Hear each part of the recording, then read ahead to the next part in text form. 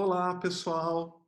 Então, estamos aqui no segundo de 4 vídeos sobre o diagnóstico e o tratamento de asma na infância. Tá? O primeiro vídeo, que eu espero que vocês já tenham assistido, falou sobre as formas de fazer diagnóstico em asma, de acordo com a faixa etária, e os principais exames que nós temos para asma. Esse segundo, que é o que eu estou apresentando agora, vai falar principalmente sobre as formas de classificar a asma. E o terceiro vai ser sobre as linhas gerais dos tratamentos. E o último sobre plano de ação para a crise e as principais medicações utilizadas no controle ambulatorial da asma. Tá? Lembrando que aqui, como é um vídeo para os residentes do primeiro ano, vai ser sempre a abordagem necessária para o pediatra sobre a asma e não para o pneumologista. Vai ser sempre voltado para o pediatra geral e vai ser sempre com enfoque daquilo que o Gina coloca para a pediatria em particular. Tá? Para referência, então, lembrando que nós estamos gravando esse vídeo em abril de 2020, eu vou usar o que tem mais recente nesse momento, que é a Gina de 2020. Todo ano tem uma publicação do Gina. A mais recente é essa, que foi publicada agora, nesse mês, que tem inclusive algumas orientações sobre essa pandemia do coronavírus, que eu nem vou entrar no mérito sobre isso.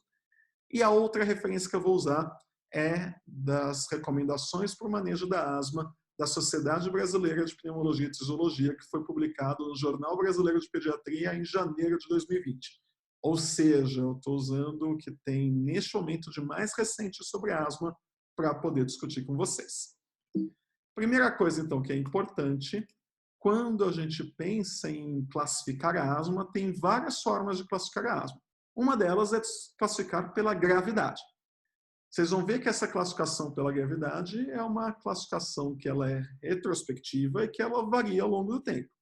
E ela é baseada no quanto de medicação é necessária para que o paciente esteja com uma asma controlada. Eu vou chamar de asma leve, então, aquela situação onde eu consigo o controle da doença no step 1 e step 2, na etapa 1 e etapa 2 do tratamento. Vou chamar de asma moderada aquele que o controle só é obtido na etapa 3. E vou chamar de grave aquele que só tem controle no step 4 ou 5 de tratamento. Tá? Vocês vão ver que é uma classificação que é muito mais para padronizar de que paciente eu estou falando do que para pensar em mudar qualquer conduta. Ela é muito mais útil para um trabalho científico, para um levantamento, do que para o manejo do paciente no dia a dia. Para o manejo do paciente no dia a dia, o que vai ser mais útil vai ser usar as classificações chamadas de classificação de controle da asma. Né? Que normalmente o que a gente objetiva com essas classificações de controle é ter o controle das limitações clínicas que a asma pode trazer. Então, o que eu espero é que um paciente tenha sintomas mínimos durante o dia, não tenha nenhum sintoma noturno, que não tenha muita necessidade de uso de medicação de alívio e que não tenha limitação nas suas atividades no dia a dia. Tá? E quando eu consigo fazer isso, eu acabo reduzindo riscos futuros de exacerbação, de perda de função pulmonar e de efeitos adversos ao tratamento. E é isso que eu tenho que avaliar em todas as consultas. Como que estão as condições clínicas atuais e qual que é o risco futuro que o meu paciente apresenta. Tá? Para poder fazer isso, o que o Gina preconiza é usar essa tabela de classificação, que acho que todos devem conhecer. É uma tabela que ela é feita para as crianças acima de 6 anos de idade, adolescentes e adultos, e teve uma pequena mudança em relação aos anos anteriores, em relação ao passado, que eu já vou explicar para vocês. Então, a primeira coisa só para lembrar é que com essa tabela eu consigo classificar o paciente como controlado, parcialmente controlado ou não controlado. Tá? Acho que a melhor tradução que tem aqui é não controlado. Sempre falo que a asma é uma coisa que a gente sempre coloca nas provas e tudo, e sempre vinha a prova do ambulatório com um paciente com asma descontrolada. Eu já imaginava uma asma saindo cartando, pulando, correndo, batendo nos outros. Não é descontrolada, é uma asma não controlada. Tá? Acho que a tradução fica melhor assim. Para poder fazer essa classificação, eu sempre vou levar em consideração o período intercrítico. Parece meio óbvio, mas é importante destacar. Porque durante uma crise, todo mundo vai preencher todos os critérios de uma asma não controlada. A intenção de usar isso é justamente eu conseguir dimensionar bem o tratamento para aquele paciente que não está tendo crise, mas que eventualmente está tendo sintomas no dia a dia. Tá? E sempre o que eu vou levar em consideração são os sintomas das últimas 4 semanas. Tá? Não importa o que aconteceu há 3, 4 meses atrás para fazer essa classificação. Tá? E aí tem várias perguntas que eu respondo se sim ou não. Se responder de acordo com os sims que eu responder, que eu vou classificar. Se não tiver nenhum sim, eu estou com uma asma controlada. Se tiver 1 ou 2 desses critérios, estou com uma asma parcialmente controlada. Se eu tiver 3 ou 4 desses critérios, uma asma não controlada. Há muitos anos atrás, o resultado da prova de função pulmonar entrava nessa classificação, mas já faz alguns anos que ele saiu com a intenção de fazer uma classificação eminentemente clínica, baseado nas perguntas que eu vou fazer ao paciente. Quais são essas perguntas? Se o paciente teve sintomas noturnos mais que 2 vezes na semana, se ele teve algum despertar noturno por causa da asma, se ele usou medicação de alívio, beta-2 de curtação, mais que 2 vezes na semana, e se teve alguma limitação da atividade física por asma. Parecem perguntas muito simples, mas que às vezes a gente tem dificuldade em relação a essas perguntas. Né? Por exemplo, essa última aqui, se teve alguma limitação de atividade por causa de asma. Muitas vezes o pessoal interpreta isso como exercício físico, mas não é só exercício físico. De repente eu estou tendo sintomas quando eu estou indo a pé para a escola, quando eu estou fazendo alguma atividade para o dia a dia, isso conta e conta muito. Tá? Qual que é o problema que tem aqui? A gente tem 2 situações.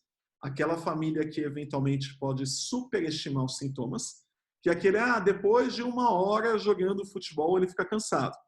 Talvez qualquer pessoa do mundo, depois de 1 hora jogando futebol, correndo de um lado para o outro, fique cansado. Né? E às vezes olhem perguntas de ele fica cansado mais rápido que os colegas que estão jogando junto com ele, é igual, ele demora mais tempo. Isso ajuda a determinar um pouco melhor se eu tenho realmente uma limitação de atividade. Tem também a situação do outro lado. Aquele paciente que, de repente, não faz muita atividade porque sabe que se fizer atividade vai ter sintoma. Então, ele limita a vida dele no dia a dia. E aí, quando a gente vai e pergunta se ele tem limitação de atividade, não tem nenhuma. Né? Ele só anda de carro, ele só usa o elevador, ele joga futebol? Joga, é goleiro, né? A Denise, nosso ambulatório, sempre brinca com isso. Não, pega o asmático jogando futebol, ele é sempre o goleiro. Né? Tá lá paradão, embaixo do gol, não tem sintoma nenhum. Né? Então, a gente tem que tomar cuidado com isso, porque às vezes a gente acaba interpretando errado a questão de limitação de atividade, ou porque o paciente exagera e acha que tem alguma limitação, ou então porque o paciente não se expõe a atividade nenhuma e por isso que acaba não percebendo nenhuma limitação. Assim como o despertar noturno, o que a gente tem que tomar cuidado? Despertar noturno, será que é por causa da asma? Rinite tem gotejamento pós-nasal, muitas vezes o paciente acorda tossindo no meio da noite, e é sintoma de rinite. Pacientes que têm hipertrofia de adenoide, têm ronco, têm obstrução, têm apneia, acordam no meio da noite e não necessariamente é asma. Então, por mais que seja um critério objetivo, às vezes fica difícil de saber se ele está tendo despertar por causa da asma ou se é alguma outra doença ou associada ou de diagnóstico diferencial que está causando isso. Tá?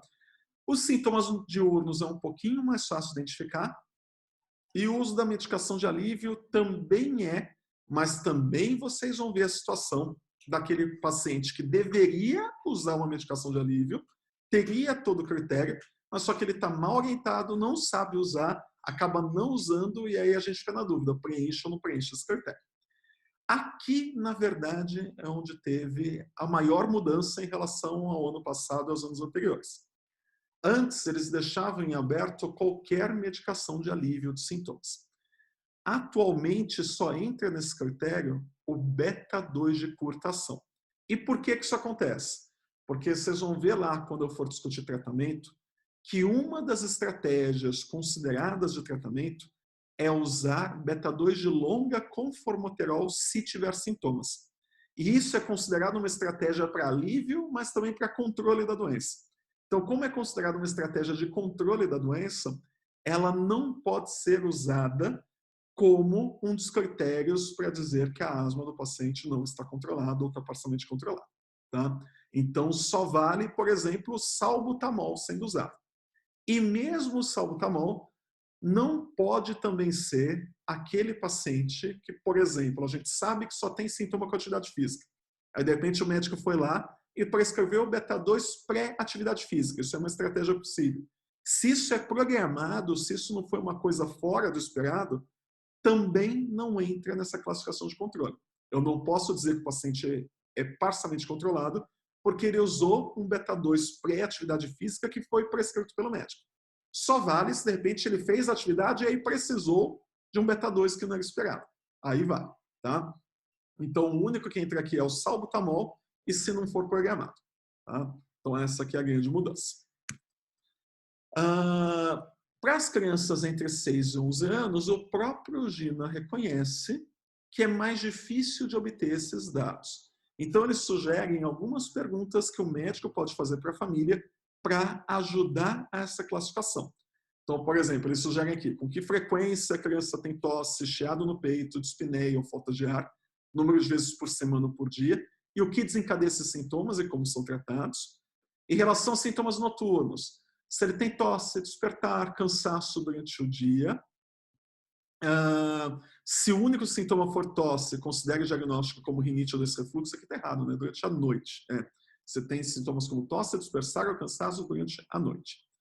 Medicação de resgate, com que frequência é usada a medicação de alívio, né? E aí uma das coisas que ele sugere é ver qual é a data do último inalador. Por quê? Se ele tem há meses o mesmo inalador, ou a medicação já acabou, ou o que acontece aqui é que ele realmente está usando muito pouco, né? E aí eles também pedem para distinguir se for o pré-exercício, foi aquilo que eu falei, não entra na conta, tá? E aí de atividades, tentar descobrir que esportes, que hobbies, que interesses a criança tem na escola e no tempo livre, e como é que ela se desempenha em relação aos seus pares, seus irmãos, a crianças da mesma idade, tá? Se ela falta na escola por causa dos sintomas, tá? E tentar ver com a própria criança, que às vezes a criança vai dar uma noção melhor do que os pais do que está acontecendo nessa situação, porque muitas vezes os pais não estão ali diretamente supervisionando. Para os menores de 5 anos, a tabela é muito parecida. É também considerado sintomas nas últimas 4 semanas, também é dividida entre controlado, parcialmente controlado e não controlado. Os números de critérios são os mesmos, eu considero controlado se não tiver nenhum, parcialmente controlado se tiver 1 ou 2 desses sintomas e não controlado se tiver 3 ou 4 desses sintomas. O que muda aqui?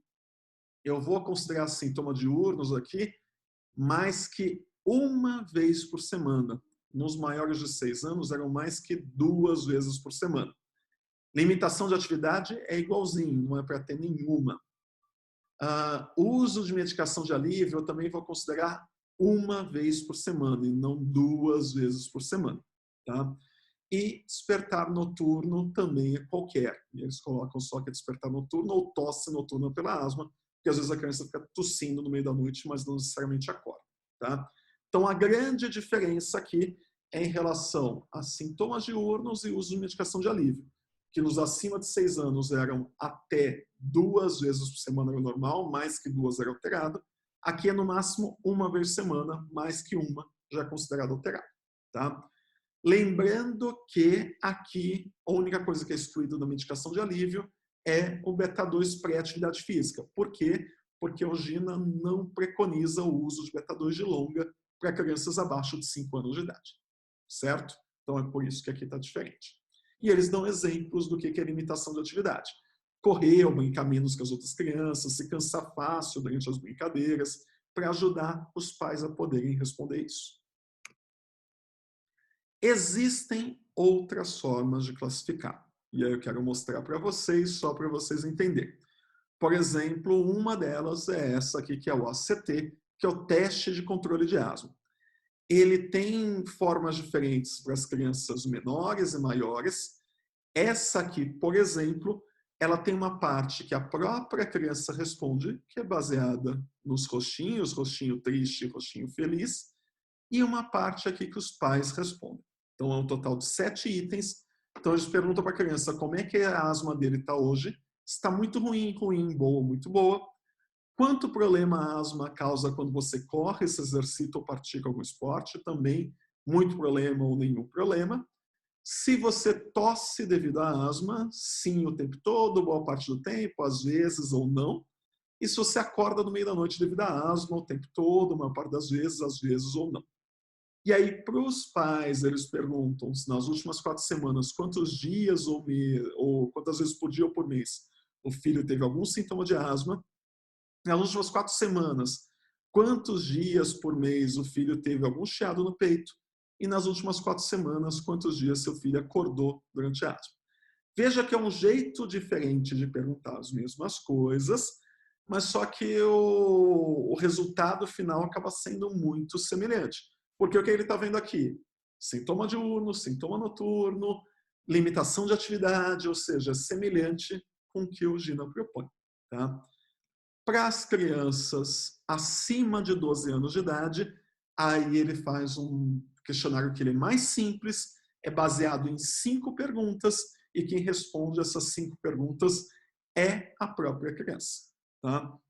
Então, nas últimas 4 semanas, a asma prejudicou as atividades no trabalho, na escola ou em casa? Nas últimas 4 semanas, como está o controle da asma? Nas últimas 4 semanas, quantas vezes você teve falta de ar? Nas últimas 4 semanas, a asma acordou você à noite ou mais cedo que o costume? Nas últimas 4 semanas, quantas vezes você usou remédio por inalação para alívio dos sintomas?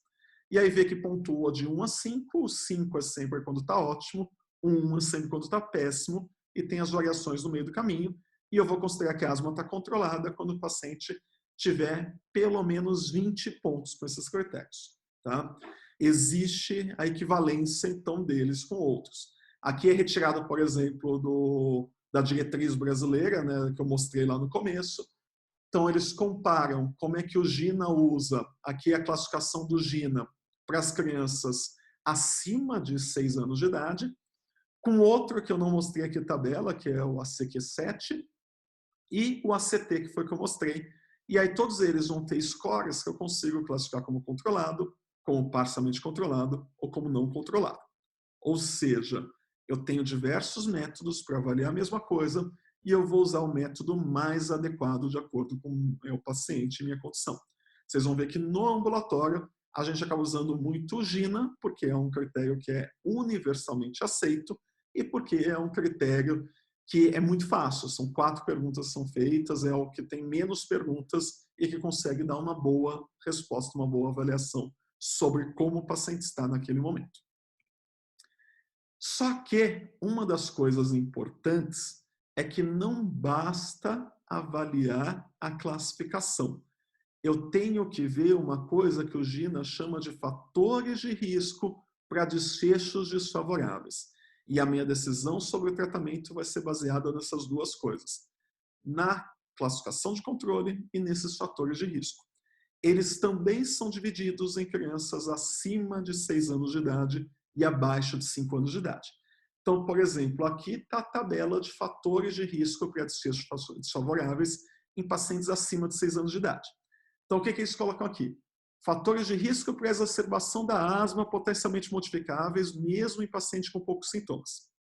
A questão de medicação, se o paciente está precisando de muito broncodilatador, e isso já é demonstrado em estudos, que usar mais de uma bombinha por mês, cada bombinha tem 200 doses, aumenta a mortalidade do paciente com asma, porque ele está com sintomas que não são controlados, ele está precisando de muito beta-2 para controle, isso aumenta a mortalidade. Aumenta também a mortalidade, desculpem, passou aqui.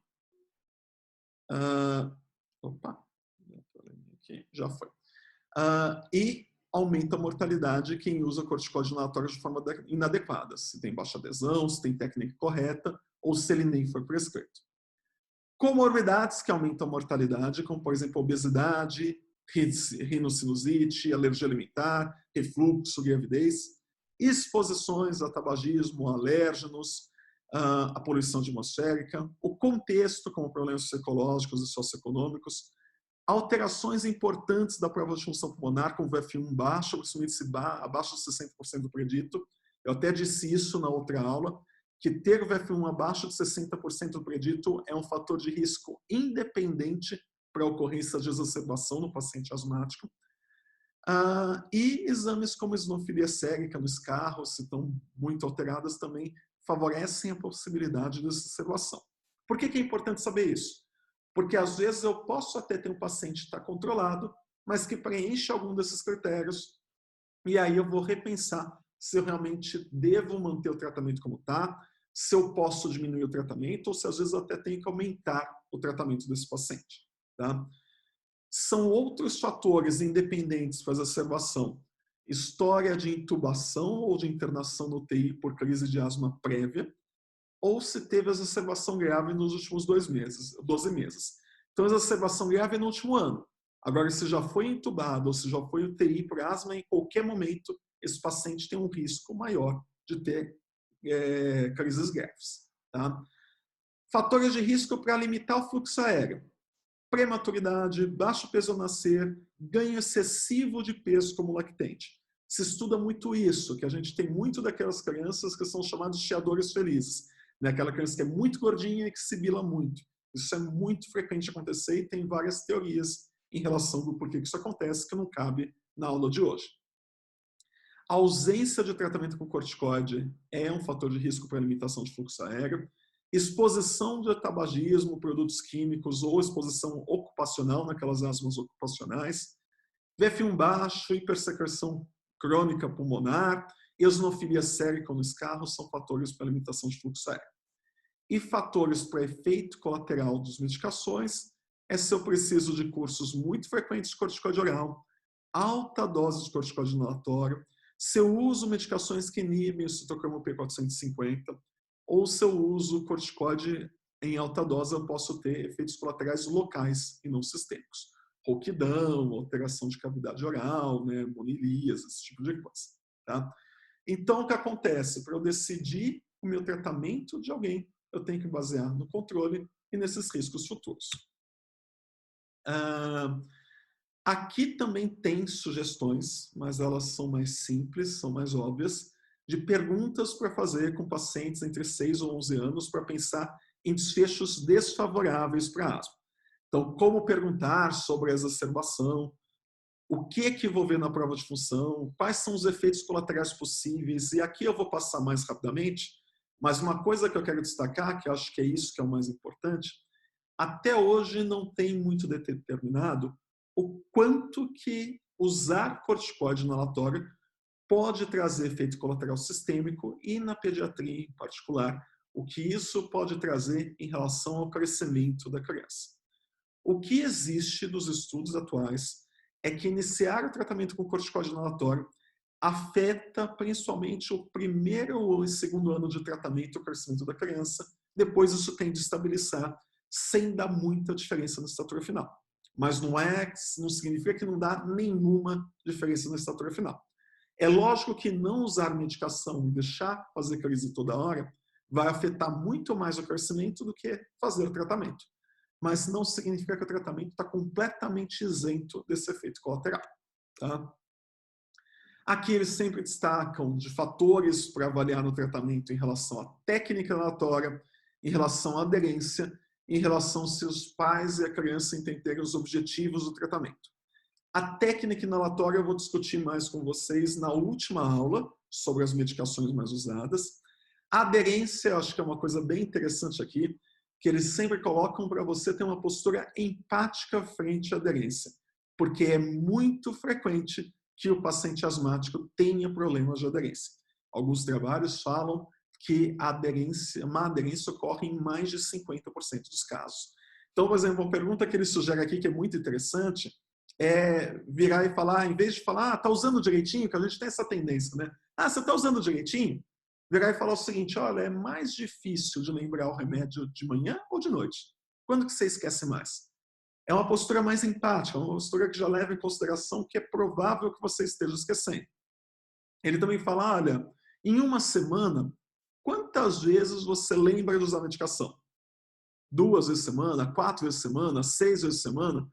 Não é do tipo, tá usando todo dia, hein? Porque a resposta, obviamente, vai ser sim, estou usando todo dia. Agora, se eu vir e falar, quantas vezes por semana você lembra? Eu vou ter um resultado mais fidedigno. O que isso é importante? porque senão eu fico aumentando o tratamento daquele paciente que não está usando. E aí não adianta nada. Né? Se ele não usa em dose baixa, não usar em dose alta, vai ter a mesma resposta. Né? Eu preciso, em primeiro lugar, que ele use adequadamente, para depois pensar em mexer nas doses. E aí sempre vou avaliar comorbidades associadas, né? E uma das coisas que pode ser útil é pedir para fazer diário dos sintomas, que eu consigo entender melhor como que a doença se comporta. Para os menores de 5 anos, os fatores de risco para desfecho desfavoráveis, na verdade, são bem semelhantes. Né? Então, para ter exacerbação nos próximos meses, ter sintomas de asma não controlados, ter tido uma mais exacerbação grave no último ano, e ele chama de exacerbação grave, basta ter ido no PS. Se internou mais ainda, se usou corticoide oral também.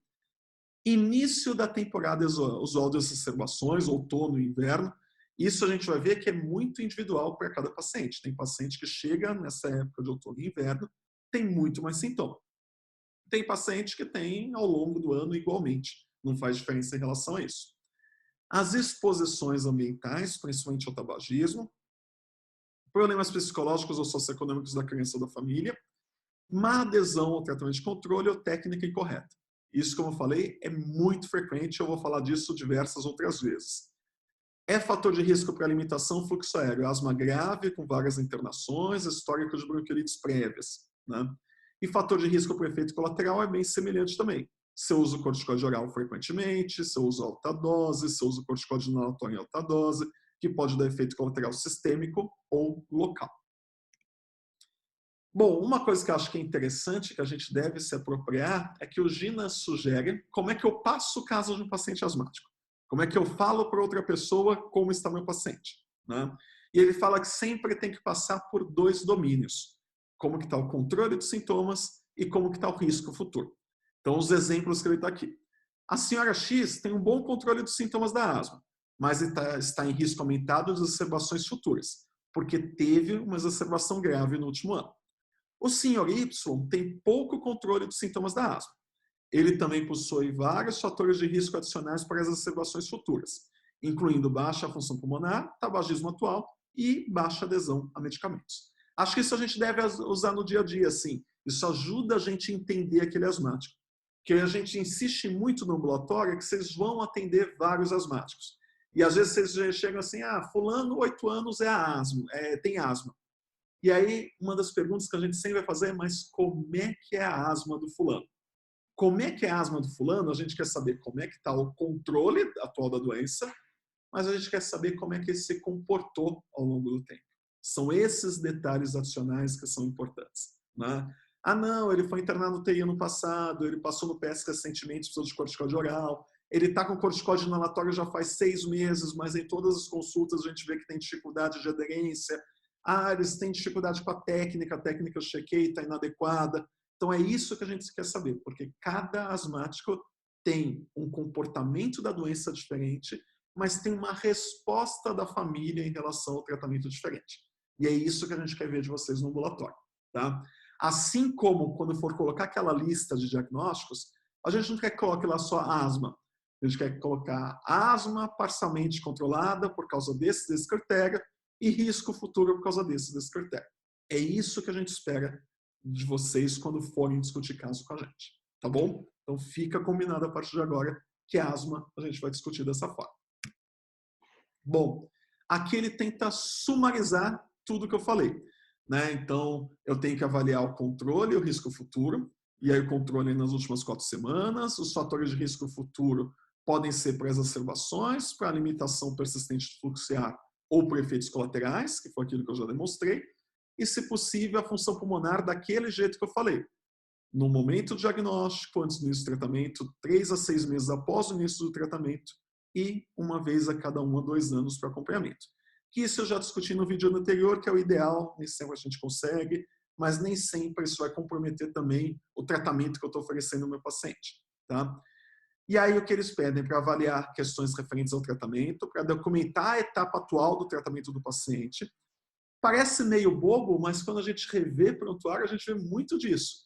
A paciente está em uso de beclometasona. Que dose? Há quanto tempo? Não está anotado em canto nenhum. Aí chega a família e fala, não lembro mais. Às vezes você não sabe se está em dose baixa, em dose alta, como é que está fazendo, né? Então, isso parece bobo, mas é bem importante destacar mesmo, tá? A técnica inalatória, você tem que ver o paciente fazer, para ver se está tudo certo. Ter um plano de ação por escrito para a crise, que isso a gente vai discutir no último vídeo, e ver quais são as atitudes, objetivos do paciente e da família em relação ao manejo da asma. E ver se tem comorbidades associadas. Então, isso a gente vai fazer em toda a consulta. Tá? Frequência das consultas. Para ajuste inicial do tratamento, o retorno tem que ser a cada mês, no máximo a cada 3 meses. Depois que já tem controle pleno da doença, o que o Gina fala é que pode ser a cada 3 até a cada 12 meses, pode ser até anual.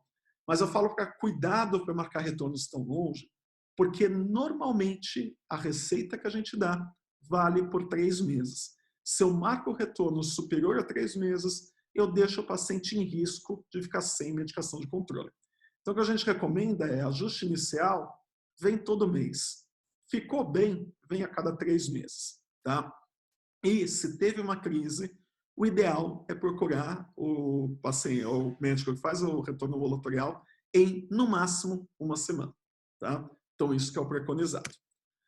Bom, como eu já disse no outro vídeo, isso é o que eu tinha para dizer agora. Leiam os guidelines para poder fixar o conteúdo, vejam as tabelas. Essa parte de controle tem muita tabela sobre isso. Estudem para vocês poderem fixar e poderem aplicar isso nos seus pacientes. Por esse momento é só. Fico aguardando vocês no próximo vídeo. Abraço, até mais.